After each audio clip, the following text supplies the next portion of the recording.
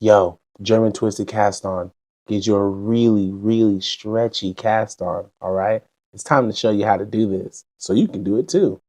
Okay, you already know how to do a slingshot. Get into slingshot mode. Here we go.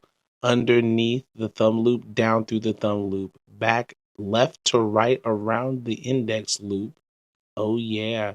And then back through the alleyway that is the thumb loop. Okay. And bring it right back up.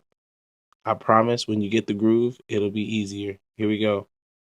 Up and around, down through the thumb loop, left to right through the index loop, back through the alleyway of the thumb loop, and back up.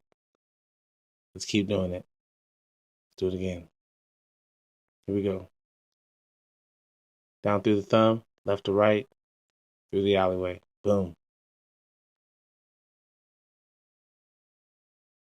Down through the thumb, left to right, through the index, alleyway.